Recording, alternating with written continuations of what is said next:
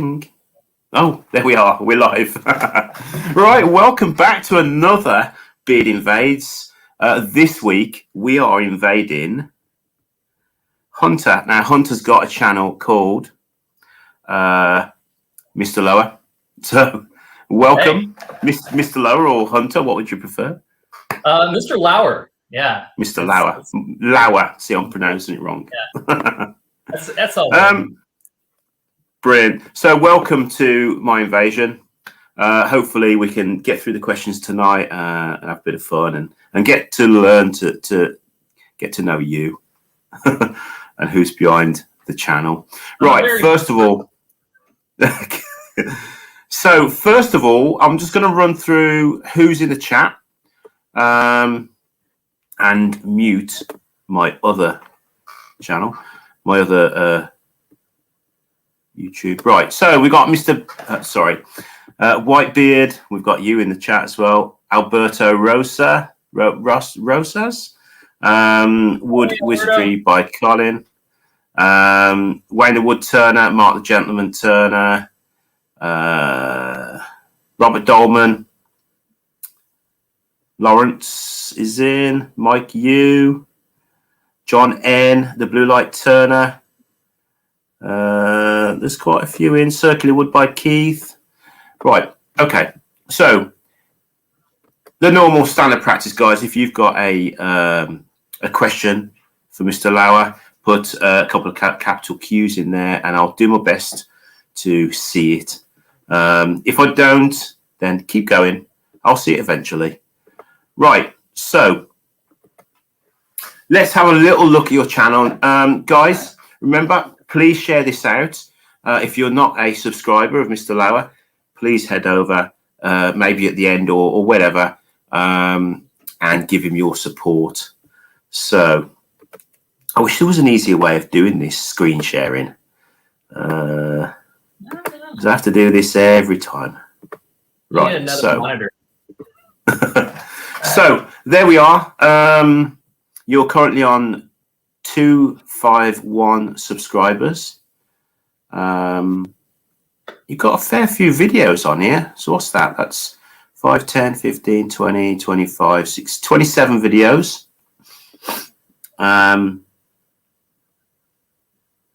So it's not all wood related. Yeah. But mainly. Yeah, I started off, my channel's like only 6 months old. I started it in August of last year. It's kind of a pandemic passion project. While I was doing my, I'm a high school teacher, and it was kind of over the summer, and so I was like, you know what, I'm going to take a couple months, and I always kind of wanted to do a little bit of YouTube for various reasons, and I should do that. And so I started, I still kind of consider it, I consider a lot of this where I'm at right now, I'm still practicing, still learning the ins and outs of YouTube and kind of put it in blunt terms, kind of what sells and what doesn't. And also just kind of having some fun with it. So like my first, a lot of the early videos were like short vlog type videos, where I'm just kind of discussing philosophy, my own philosophy and thoughts and ideas, and just practicing speaking to the camera. And God, that's a weird skill to pick up, speaking to the camera. It is. Like I have no problem talking to people, but speaking to a camera it takes a bit to pick up on. So I was doing a lot of practice with that, trying out different video. I'm still trying out different video formats, I'm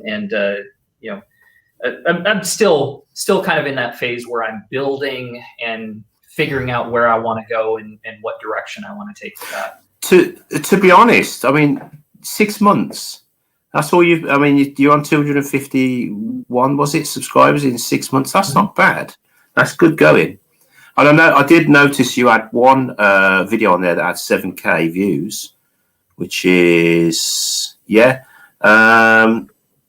a dust. Is this a vacuum cleaner? Yeah, that's not bad for a channel this young to have, I mean, it's one of those videos, isn't it? Like we were discussing the other day, you only need that one video that gets thrown around and in the suggested section of YouTube for people to hit that subscribe button. Next thing you know, the algorithm takes off. Yeah. Okay, so tell us a little bit. I mean, what you do outside of YouTube. Yeah, so like I said, I'm a high school woodshop teacher. I've been doing that for about 10 years. Pretty much spent my whole professional career in education. Went from university to, okay, what am I going to do now? All right, well, I guess I could get my teaching credential because my mom was a teacher and she's retired now, and she did pretty well for herself. Decent benefits, and here in California, it's actually get pretty decent pay for for teachers, government employees and stuff. But I've been doing that. I started off as an art teacher and then actually got into teaching woodshop as kind of a fluke, honestly. Not really, but I didn't have a job at the time, and I'd done a little bit of, tool work and stuff, around the house with my dad, it's not like I'd been working with my grandfather for years and years, and he passed that down to me or anything. It was just, I had some competency with some tools, and, I really good at figuring things out. And so there was this principal at the time, George Bullis, who's a pretty decent guy. And he was like, hey, I need a woodshop teacher. I happen to also have an industrial technology certification that I just, I went for on a whim. And he was like, well, we'll start you off. This was a Saturday. He interviewed me. He's like, well, can you start Monday? I was like, oh boy. And, I wasn't, I was definitely not as experienced both in teaching or in woodworking as I was at the time. I was like, you know what, I'm just going to figure this out. And so that was kind of the story of how I got the foot in the door. So thanks, George. You did this to me. Isn't that the best way to do it sometimes, though? Yeah, it was a lot of things there until you make it, for sure. But I stuck with it, and I just, like that weekend, I was on YouTube. I was just like, basic woodworking projects, and that's where I found actually the first channel I ever subscribed to was Steve Ramsey's Woodworking for Mere Mortals. And just the format was just like, I get this, and this makes so much sense. And so that kind of started all this journey for me. And now it's 11 years. This is I can't even remember. It's been a decade. Right. It's been over a decade. Yeah. Brilliant. Got married, had 2 kids, bought our house. We're like, I'm living the dream. I get to teach woodworking. I'm doing YouTube as like a passion project. We'll see where that goes from there. And I get to, this is my garage. Like, I get to play in here. And I have a full-on shop at work. We're out of school because of, pandemic and stuff. Yeah. I have a pretty decent shop at work too. So brilliant. Loving it. Well, that's brilliant. Well, that leads on nicely to the next question. So inspirations. Is there anyone that's inspired you to actually do what you do on YouTube? On YouTube, I'm kind of I've been kind of playing around a lot with because I'm fairly confident with woodworking. Now I'm not like one of the very talented woodworkers who they have a carpentry business, and they're happening to film what they're already doing. For me, it's kind of like I have to search for projects, for things to do. One of my favorites is Blacktail Studios. I think that's the one. They make like really cool. He makes really cool like tables and stuff. But that's like what he does. And so for me, it's kind of like I have to search around for projects. But I like that. I get bored very easily, and if I do something a lot, if I do something too much, I kind of lose a little bit of interest in it. And so looking at other woodworkers, you know, other YouTubers, like I mentioned Steve Ramsey already. I've made a couple of his projects when I was first starting out. I like watching resin pours, but I've never really wanted to do one myself. Not even a resin table. That'd be great to do, wouldn't it? Yeah, you know. I mean, they're really cool. They're, you know, they've been in vogue for, you know, like the last 5 years or so. But that's the thing about trends in furniture. They last longer than trends in clothes. Like clothing, you buy something new the next season if you're trying to stay on trend. But with furniture, it's like you're going to have that in your house for like 10 years or 20 years or something. And so that trend lasts longer. And so you think how... That's all right. I mean, if you... No, it don't matter. You think how much a river table, if you imagine a 6 foot long river table, how much would that cost? 6 by, even if it was 2 foot wide. That's not going to... You're not going to get bored of that soon and change that, are you? Okay. So we've got a few more people come in. I'm just going to shout them out. Where are we? So Zachary Gordon. Hey, Zach. He's put, what's he put? Who's here from Mr. Lauer's class? Oh, yeah, I have some students here too. So shout out to my students. Hey, you guys can use yourselves. Seriously. Yeah. We got Dale, Maple Tree Studios, Circular Wood by Keith, AH Bespoke, Terry from TJ Turnings, Doug Miller, Andy. That always throws me off because I think it's the other Andy. So Andy H is for Turning. I've said Robert Dolman, haven't I? Baz from Real Simple Things. And I think, Thrifty's in. John N. I did see my dad in here as well. I shouted him out earlier on. I think, Brian at Heartwood Turning, Steve Jobbins, Barry's in the shed. I think that's it. Ruben's in. There's quite a few in, so I apologise if I have. Natalie Lauer. That's my wife. Hey, Nat. So anyway, thanks to everyone for joining, and please share this out. Let's get Mr. Lauer a few more views and a few subscribers. Okay, right. So let's get rid of Barry off the screen there. So should we have a little shop tour? Is that it? You all right with that? Yeah. Okay. Oh, yeah. And you asked about inspirations. I got the Bobby Duke Woog shirt. Have you seen the Nicole and Bobby invasion?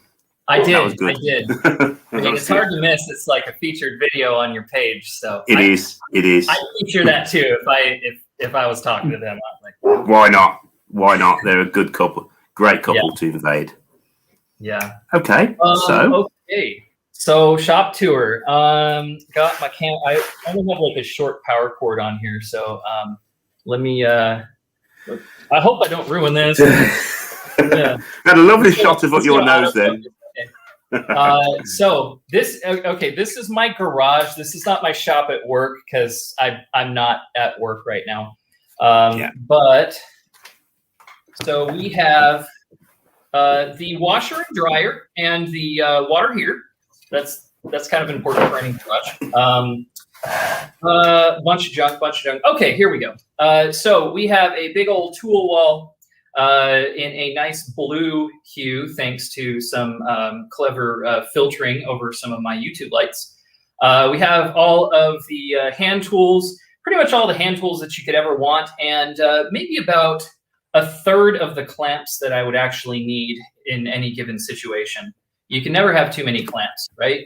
No, definitely not.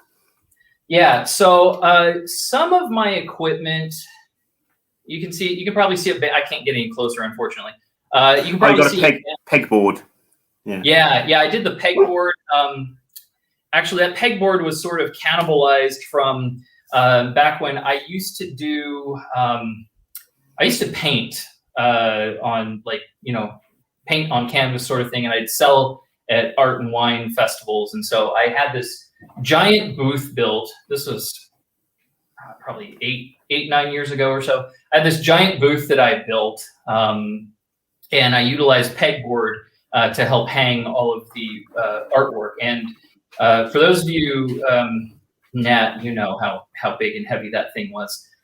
It was big and heavy to lug around, and eventually I kind of gave up on that. But I did utilize some of the pegboard and repurposed it into what you see here. I've got a little Ryobi chop saw. I got a band saw. You can see like some chisels and other tools in the background there. This guy over here, you can probably tell from that lovely shade of red. And don't mind all the junk on it right now. This is how I operate, controlled chaos, people. This is my SawStop table saw, which I highly recommend. Saves lots of fingers. None of mine because I'm super safe, but we actually have 2 of them in the classroom shop, bigger models than this. We have the industrial ones at the school shop. This one's the contractor model, which that's my toy. I get to play with that one. I love the SawStops. I mean, for obvious reasons, they have that safety feature. I mean, you can't really beat that. And I actually had 2 of my earliest videos were unboxing and assembly videos for this guy right here. So check those out if you haven't done so already. And then you were talking about earlier, my biggest video so far was assembling this dust collector, which I know sounds super exciting, but that is from Rockler. That's the Dust Right 650 CFM dust collector, which is the perfect size for a little garage shop like this. And then I haven't made a video on this yet, but I actually I finished one wall of my garage. So you can actually see it's all drywalled in, and I did all the trim around the window. And I know that's super exciting. Window trim, Lauer, come on. But it was exciting for me, and I'm really proud of my work. And I actually did, let's see if I can, I know you guys are probably getting all kinds of vertigo and motion sickness from this. Sorry about that. I actually did a little bit of molding up there. Kind of built that up myself.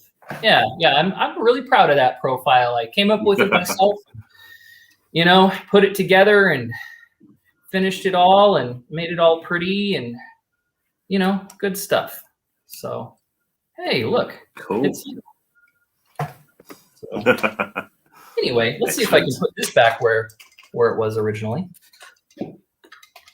So yeah, that is the shop tour. Excellent. As best as I could get it. It's like what I was saying to you earlier on. It's, you know, people that are watching, you know, they can kind of the things that you're making, whether it's craft, woodwork, metalwork, whatever, you know, they can see the tools that you use. You know, there's nothing other than the saw stop. Obviously, that's just something else. But you know, they're easily obtainable. You know, and to put in a garage or whatever. And I mean, it doesn't have to be a particular brand or anything, but you know, for me, it's just kind of how I learned. I tell all my students all the time that this is bothering me because it was perfect before, and now I moved everything around. Yeah, that looks okay. I tell my students all the time that I learned pretty much everything woodworking related that I needed to know for my job. I learned from YouTube or Google. And it's true. Like, I get kids asking me, did you go to college for woodworking? I'm like, no, I didn't. I went to college for something completely different. And that's completely different. I pretty much learned everything that I needed to know, that I wanted to know, from just searching for it online. And I really try to instill that in students every chance that I get. You know, I was just telling kids last week, or this week, these weeks all run together. I was just telling them that you don't need to wait for an instructor to give you an assignment to go learn something. If there's something that you really want to learn how to do, if there's something you really want to learn to know, then we all have all of human knowledge in our pockets or access to it. We can all search for things. We can all go on YouTube and find out whatever it is, whatever you want to fix your car, you want to change your oil, you want to learn how to plant a tree, you want to learn finances, how to play the stock market. It doesn't matter what you want to learn. It's all there. And, you just got to search for it. Do you think that actually helps in the job that you're in for your students to go away and YouTube things? Do you think that helps them, or do you think that kind of gives them bad habits, AB? I think it definitely does help them, as long as they're not it's like anything, as long as you're focused on the right task. It's, as a procrastinator myself, I know it's really easy to go off on a tangent, and I have some video game channels. I'm old video gamer.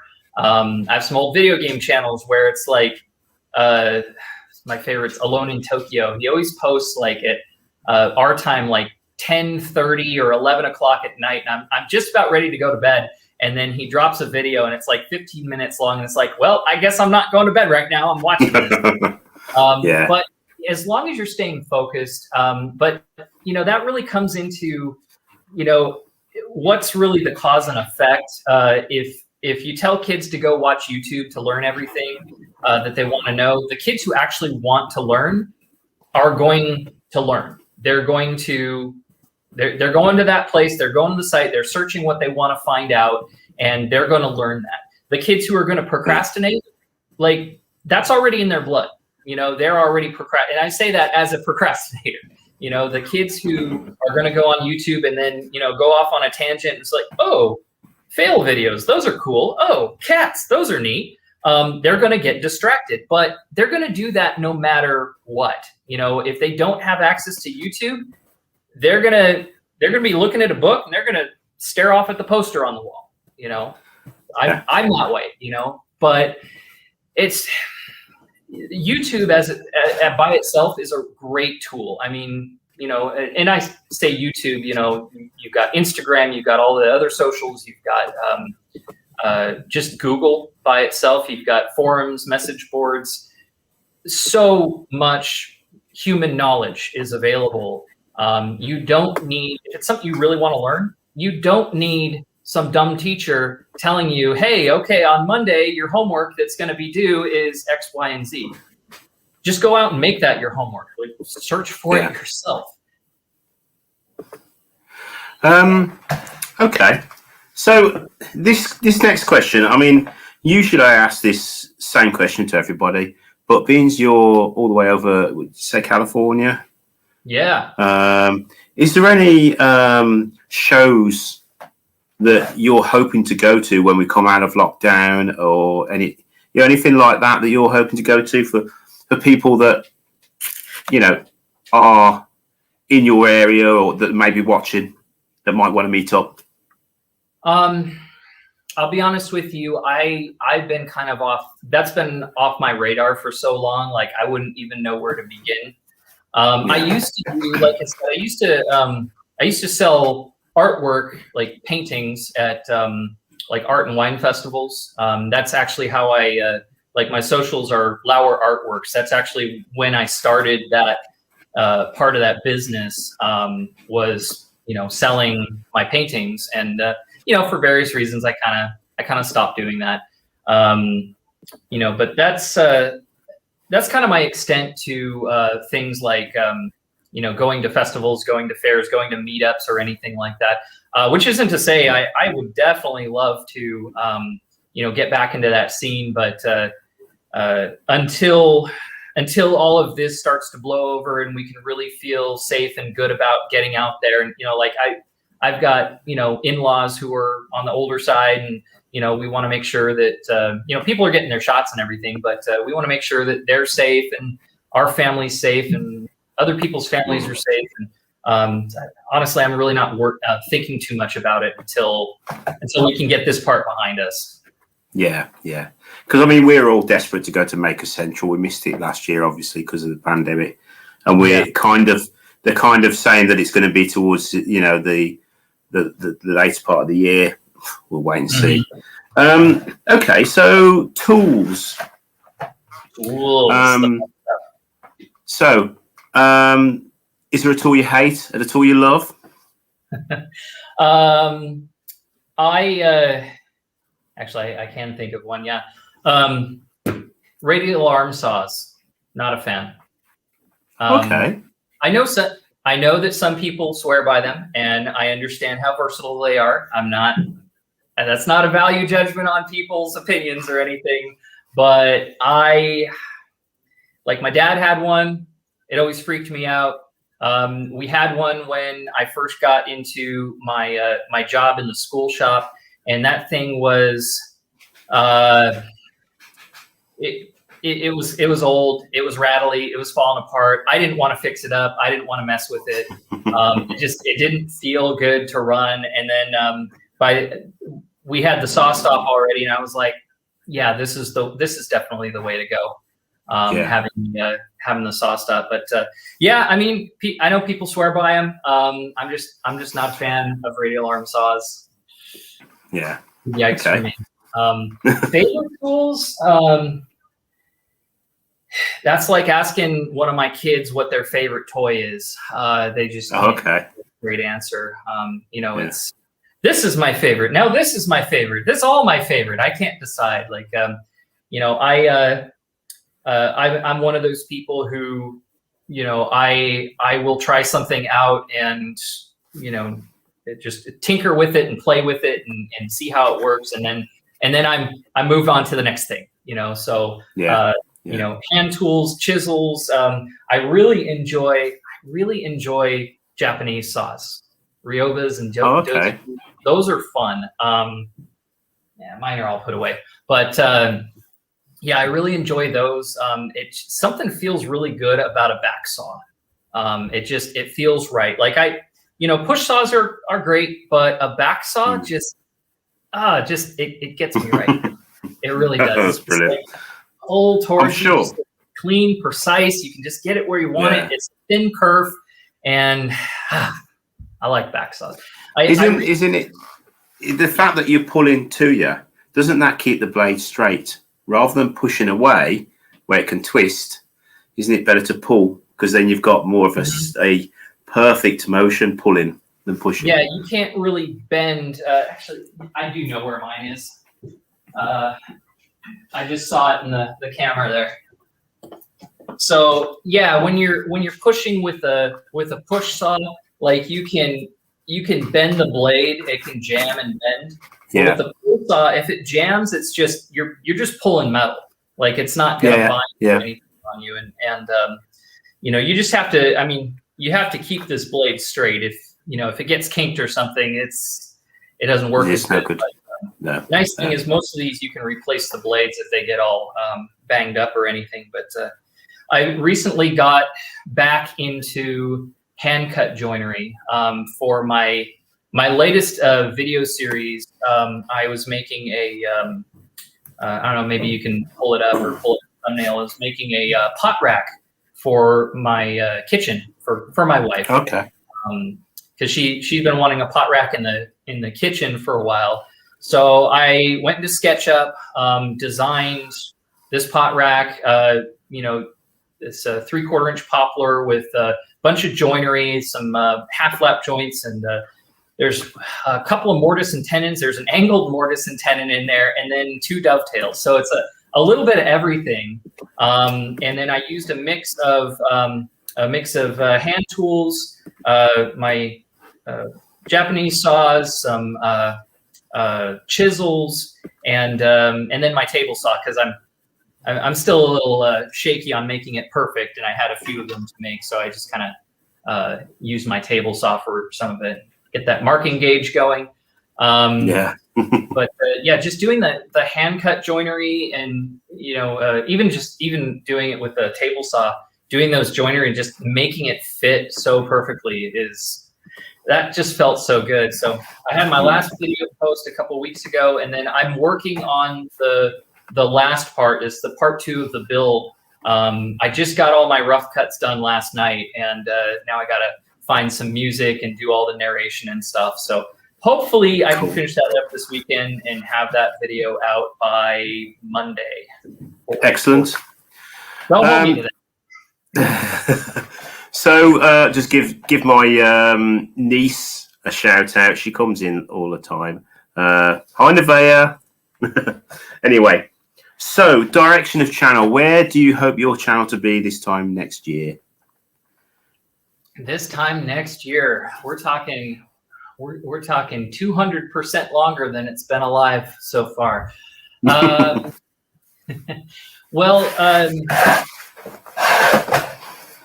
what I hope to say, I set out to do with all of this, I said it's kind of a hobby passion project, and that's true, but the reasons why I started this really, factor into where I hope to go.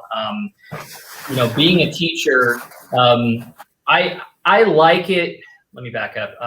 As a woodworker, I like it when different aspects of my life sort of dovetail together. Unintended. So if I'm a teacher, which I am, I figured, hey, it would benefit me if I got better at creating video content, woodworking video content, educational sort of stuff, because then I can use that video in my classroom. Like when I get a kid who, who's absent a day and I do a big tool demonstration or a safety demo or something, I would love to be able to, plop them down in front of a laptop and say, hey, you missed yesterday. Watch my video on this exact subject and get yourself started. And that's a great idea. Yeah. Oh, right. Brilliant. It saves me a lot of time. I'm all about saving myself time and effort. As a teacher, and this is advice to all you teachers or hopeful teachers out there, is make the kids do the work, right? Teaching is hard enough. It's enough work as it is. When it comes to the actual content and the actual work, make the kids do the majority of the work, especially when they're in high school. Like they're practically adults. They can handle it. But that's one of the reasons why I kind of wanted to start this.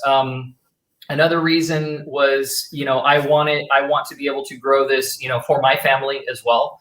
It's not like I'm, trying to like quit my job or anything, because I love my job, but, it would be nice to grow into, like I have those, my most popular videos are like tool, sort of product placement kind of videos. And it surprised me, but it didn't, because that's what people search for. That's what I search for. If I want to know what a product, I'm like, oh, type in, dust collector, Ruckler dust collector. Is this any good? See what people are saying about this. So I guess it's not really surprising that that's, that is my most popular video so far. And I do like doing that kind of format. I like the unboxing. I like taking a tool and talking about it. Like, hey, this is a tool. This is what I would use it for. This thing doesn't work so well. So I kind of want to grow in that direction, sort of being that educational focus, whether it be on technique or safety, or, hey, here's some tips on what to buy if you want to get started in working in your garage. It's really, really keeping to that educational focus. So I want to be able to grow in that direction. Hopefully putting out more regular videos. I'm still kind of on a 2 to 3, more of a 3-week schedule. I want to tighten that up, but that's just going to improve with process. And like I said, it's a very young channel, so I'm learning a lot as far as YouTube goes, and video editing and camera work. And that's brilliant. So that leads on to my final question: camera equipment and editing software. So what do you use for those? So I started off with just my phone on my camera as a Galaxy Note 9, I think. That was for my first few videos, and I was like, I'll publish a few videos when I get like 15 or 20 videos, then I'll buy a real camera. And so I did, and I bought actually what I'm on right now, I'm using as webcam is my Canon M50. Big fan of that. I love that. I just use the kit lens on it, so I don't have anything too extra with it. It's kind of unrelated to woodworking, but I also watch a lot of the cinematography kind of vloggers, YouTubers like Casey Neistat and Peter McKinnon. And so just kind of watch what they did, that look. I really like that look. And so, I'm talking about like the dramatic lighting and, nice coloring and stuff. And so as an artist, that speaks to me. And so I've got a few, I got these Viltrox lights. These LED panels. These are great. Got these on Amazon. And that's how I just got like some color filters. So the blue in the background is just one of these on a stand. These come with stands. It's awesome. So that came with, I just put a little blue color filter I clamped to it. So these guys, little gels. And then software. For my birthday last year, my wife got me a new gaming laptop. So, I've got a little juice to actually edit some software edit some video. But software, I use Davinci Resolve. Okay. Yeah. It's a good one. What I liked about it is they basically have their full version, almost full version is free. But it's like high-end, Hollywood movie kind of software. And they do that because they're really a hardware company. And so they're happy to sell you like the $10,000 cinema camera, the 16K, 12K camera, and the whole mixing table and all the peripherals. And they're like, hey, yeah, you can have this software for free. Just think of us when you want to buy more equipment. But they have a studio version, which I got my eyes on, which I have back ordered right now with a little speed editor controller. I'm kind of a gadget freak like that. So as you can tell from tools and, doesn't matter whether it's computer equipment or camera equipment or tools or something, I kind of like, oh, new toys. I like this. So, that's what I'm working with right now. And I'm just working with onboard audio. Like I didn't do anything different with that, but I have what I've been using for like my narration is a little lav mic. This is like $40, Purple Panda lav mic, which is great for starting. But I think I may want to upgrade my audio in a little bit, maybe in a couple months. We'll see how it goes. Yeah, excellent. That's what I'm working with so far. Brilliant. Okay, so nearly there. Do you have a shout out for people to go and check out? Not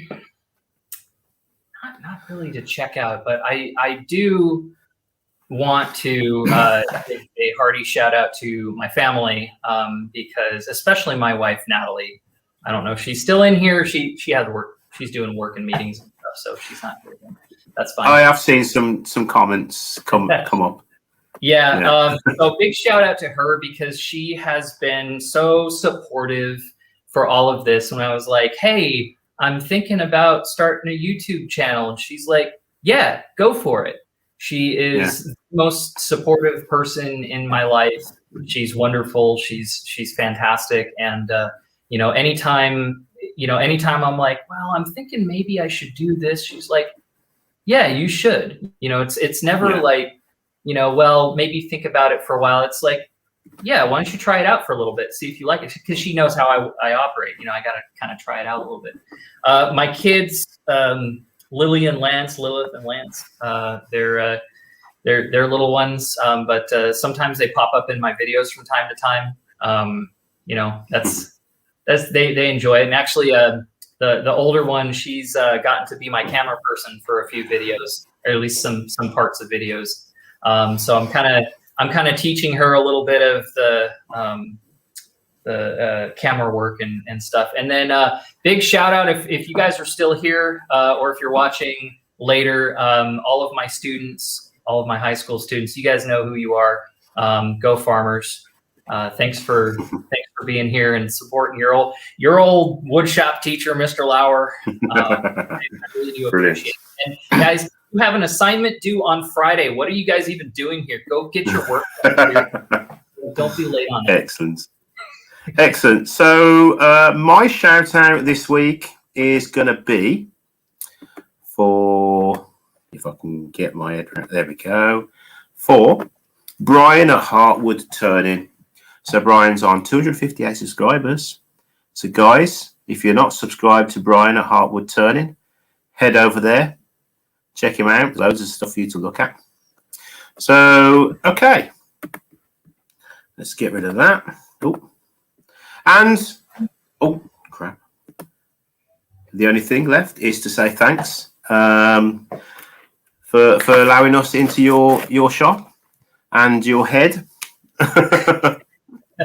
Man. We just scratched the surface. Yeah, I bet. I bet.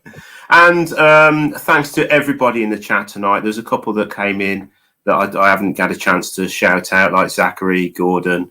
Welcome, Zachary. And that's it from me. And so next Tuesday, I'm hoping to do my Tuesday night live, which was supposed to be this week. So I'm going to be making some drinks glasses out of bottles. So some are a little bit different for you guys to have a go at. And then hopefully Thursday's invasion is going to be chestnut products. So for you guys that do wood turning, that's one that you don't want to miss.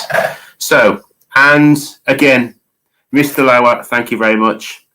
Thank you so much for having me. You're welcome. No problem.